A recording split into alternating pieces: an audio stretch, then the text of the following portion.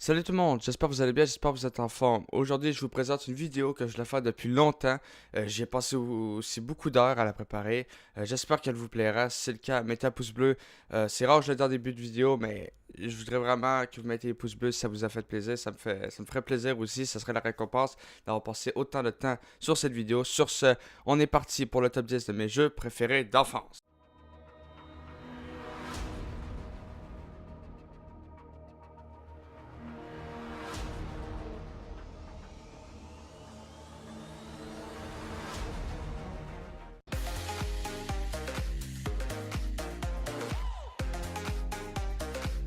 En dixième place, voici le jeu Simpson Hit and Run qui est sorti en 2003 sur la GameCube, PlayStation 2 et Xbox. C'est un jeu de course et d'action qui reprend l'univers des Simpsons. C'est un peu à la GTA V mais sans violence. C'est vraiment on conduit des véhicules, on fait des missions mais on peut pas tuer des gens, on peut pas on peut pas braquer des banques et tout. Tu vois, bon, t'as compris un peu le principe. C'est comme c'est l'univers des Simpsons. Les Simpsons, c'est un peu tous les âges, c'est qu'il n'y aura pas de violence à ce niveau-là. Il y a 3 mondes différents dans ce jeu, il y a 7 niveaux et nous incarnerons 5 personnes différentes, dont Homer, Marge, Bart, Lisa et Apu. Puis pour moi, ce jeu reste vraiment un des meilleurs jeux sortis sur la GameCube. Et pour tous ceux qui sont fans des Simpsons, comme moi, ou qui ont déjà joué sur la GameCube, je suis pas mal sûr que vous avez déjà joué à ce jeu, ou vous avez déjà vu quelqu'un jouer à ce jeu.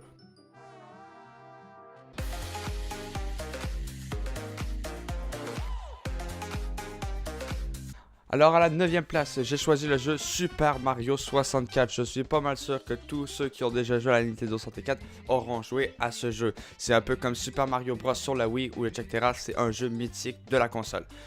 Et voilà, il est sorti en 1996 sur la Nintendo 64, d'où le nom Super Mario 64. C'est un jeu de plateforme en 3D. Le jeu se déroulera tout au long de l'histoire dans le château de Peach. C'est pas mal un des seuls jeux où ça va se dérouler dans le château de Peach, où elle a été prise prisonnière par Bowser. Ce qui est particulier dans ce château, c'est qu'il y a plusieurs peintures et dans le château un peu partout. Et ceci est un genre de portail pour aller dans des mondes différents. Et c'est Mario qui devra récolter au total 120 étoiles au cours du jeu pour ensuite ouvrir une porte pour un portail pour ensuite aller combattre Bowser. Ce jeu est un gros succès avec 11 millions d'exemplaires vendus à travers le monde. Déjà aujourd'hui 11 millions, ce serait un bon jeu. Imaginez-vous dans le temps, il y avait beaucoup moins de personnes qui jouaient aux jeux vidéo, c'était énorme.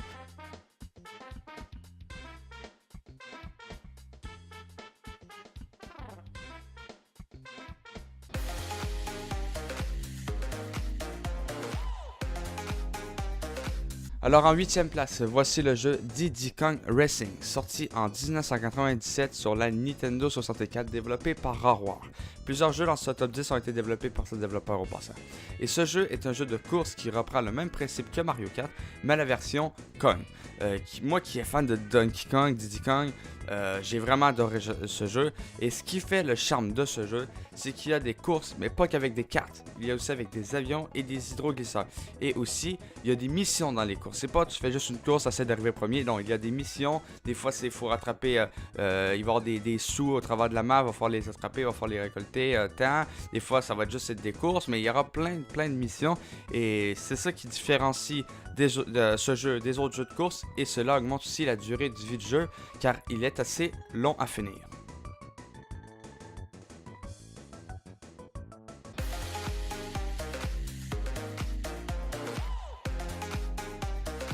Alors en 7ème place, on se retrouve avec le tout premier Zelda, The Legend of Zelda, qui est sorti sur la NES en 1986. Et pour moi, ce jeu est très important à mes yeux parce que je l'ai peut-être pas dit au début de la vidéo, mais tous les jeux ont une histoire à l'arrière de tout ça. Malheureusement, je peux pas vous en dire plus à ce propos sur ce jeu, mais ceux qui me connaîtront un minimum personnellement, IRL si je peux dire, ils vont savoir de quoi je parle. Bref, c'est un des jeux les plus vendus sur la NES avec 6,5 millions d'exemplaires vendus. Déjà en 2016-2017, excusez-moi, en 6,5 millions d'exemplaires, c'est un jeu qui se vend assez bien. Mais en 1986, c'était le jeu. C'était le jeu qui est sorti. Ils l'ont même mis en or. C'est pas de la vraie or, mais la couleur or sur la cassette du jeu. Ce qui est le début. Ce jeu, en plus, c'est le début de la merveilleuse licence de Zelda. Et pour moi, même si c'est le premier, même si les graphismes sont moches et le gameplay est en 2D, je m'amuse toujours sur ce jeu. Et pareil, même avec tout ce qu'il y a aujourd'hui, j'y joue encore sur mon PC avec un émulateur.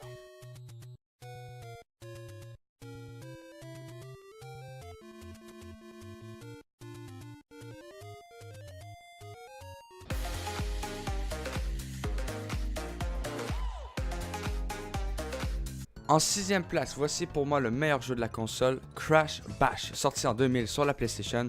Dans la franchise de Crash, ceci est un des meilleurs jeux pour ma part, il y en a eu beaucoup. Et pour moi, ce jeu restera le meilleur. Le jeu est un dérivé de Mario Party, ce qui veut dire que c'est plein de mini-jeux dans des mondes différents. Il y a 7 niveaux par monde et dans chaque niveau, il y a 3 difficultés différentes. Alors le jeu, je peux vous le dire, il est assez long et plus que tu avances, plus qu'il est dur. Il y a même un niveau où c'est complètement presque impossible à faire. Et ce jeu, comme j'ai dit, est quand même assez dur. Malheureusement, j'ai jamais pu le finir à cause de ça. Et cela va être un des jeux que je veux rejouer. Moi, ça va être un... Des fois, je rejoue à des jeux anciens que je me suis dit, bon, soit je l'ai pas terminé, soit il a l'air bon, mais j'y ai jamais joué. Bref, moi, j'en joue beaucoup à des jeux rétro. Moi, je suis plus jeu rétro. Je joue un peu à Black Ops 3, GTA, tu vois, mais... Moi, je suis vraiment plus jeu rétro et c'est ça. Alors, moi, c'est un des défis que je vais me donner bientôt, c'est être capable je vais rejouer à ce jeu et être capable de le finir. Je vais même peut-être en faire une vidéo jeu rétro comme j'ai déjà présenté sur ma chaîne avec d'autres jeux, dont exemple Super Monkey Ball 2.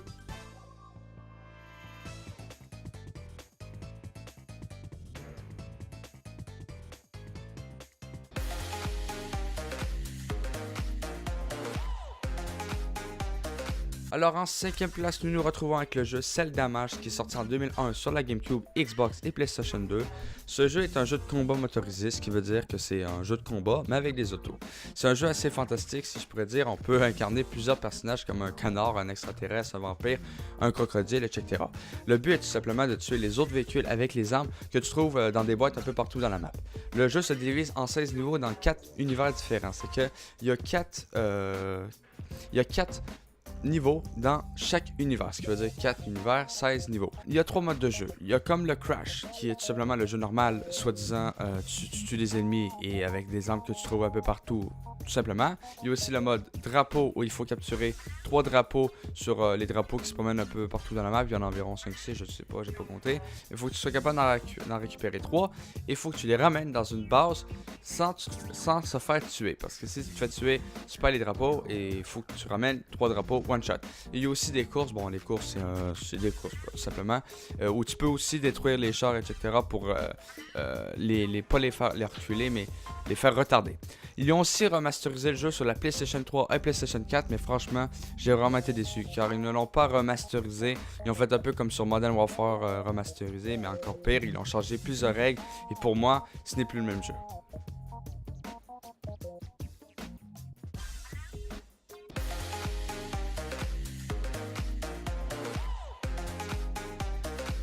Alors en 4ème place, j'ai décidé de mettre la trilogie Donkey Kong Country qui est sortie sur la Super NES en 1994 et 96. Je vous ai déjà fait une vidéo en passant sur le premier de la série, sur un jeu de rétro qui s'appelait Donkey Kong Country 1. Ce jeu est un jeu de plateforme, puis moi qui est fan de ce genre de jeu de plateforme et de Donkey Kong, j'ai vraiment adoré cette série de jeux. Mais j'ai une préférence pour le 3e de la série et c'est ce gameplay que vous voyez, un gameplay de Donkey Kong Country 3. Et Donkey Kong est incarné dans le premier jeu seulement. Je ne sais pas pourquoi, mais dans le 2 et le 3e, Rare a voulu inventer des personnages pour faire changement un peu dans leur gameplay.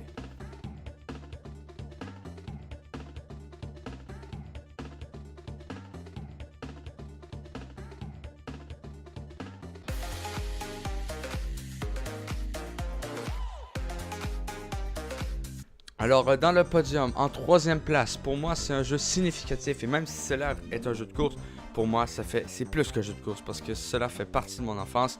Je parle bien sûr du jeu de course Mario Kart 64. Sorti en 1997 sur la Nintendo 64, pour moi, cela reste le meilleur Mario Kart jamais sorti. Les maps sont juste trop parfaits. Il n'y a aucune map que je me dis, putain, je veux pas pogner cette map. Ils sont juste trop parfaits. Les musiques, c'est pareil, les musiques, il n'y a aucune musique qui me dit waouh c'est le putain mais casse les couilles. Non franchement c'est toutes des bonnes musiques et malheureusement dans les jeux d'aujourd'hui les musiques comme ça il n'y en a plus. S'il y avait un top 15 par exemple, j'aurais sûrement mis le Mario Kart Double Dash qui est sorti sur la GameCube. Ça je suis pas mal sûr que même les plus jeunes d'entre vous ont déjà joué à Mario Kart Double Dash qui est sorti sur la GameCube. Je suis pas obligé de vous expliquer aussi qu'est-ce que Mario Kart parce que je crois que vous savez tous ce que c'est.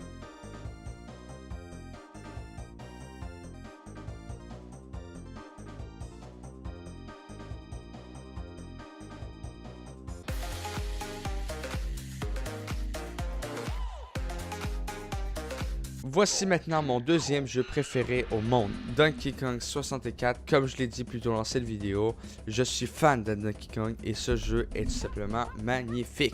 Sorti en 1999 sur la Nintendo 64, ce jeu est la suite de la trilogie Donkey Kong Country que je vous ai présenté un peu plus tôt dans cette vidéo. Ce jeu est un jeu de plateforme en 3D et pour moi, son histoire fait tout le jeu. Je vais vous expliquer ça un peu au long de l'explication. Je sais que ça veut rien dire, mais on s'en fout. Nous incarnerons 5 personnages différents dans ce jeu qui nous seront tous utiles. Le but est de délivrer un grand crocodile qui a été emprisonné par le méchant King Roll. Voici la meilleure description du jeu que j'ai pu trouver.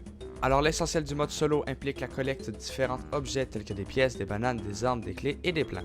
L'objectif principal du jeu est de collectionner les bananes d'or réparties sur l'île de Donkey Kong et à travers les 8 niveaux que compose le jeu, l'île de Donkey Kong étant une passerelle vers ces niveaux. Pour y arriver, le joueur doit résoudre des énigmes ou réussir des mini-jeux. Donkey Kong, tout comme les 4 autres personnages jouables, peut courir, sauter, nager, grimper aux arbres et s'accrocher à des cordes. Et en plus de pouvoir faire des attaques au corps à corps pour se défendre des ennemis.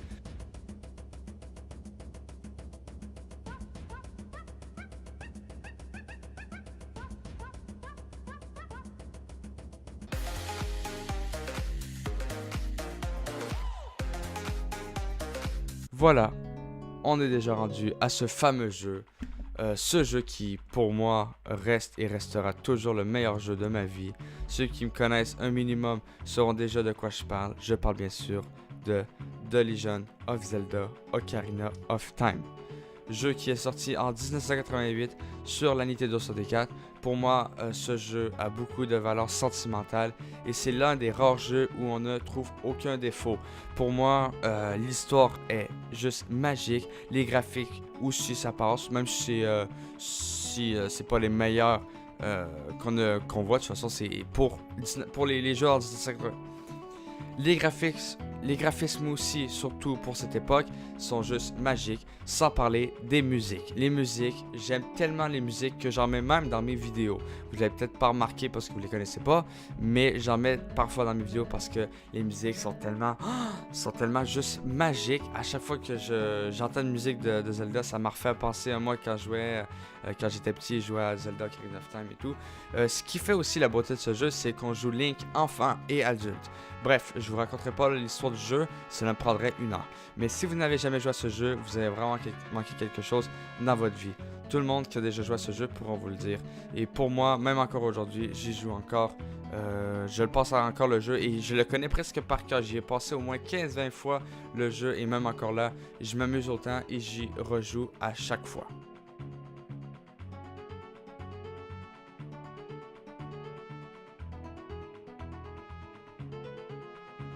Bref, c'est la fin de ce top 10. J'espère que vous l'avez aimé. Moi, ça m'a fait extrêmement plaisir de la faire. Cela m'a pris quand même beaucoup de temps à faire la vidéo. Si vous l'avez aimé, mettez un pouce bleu.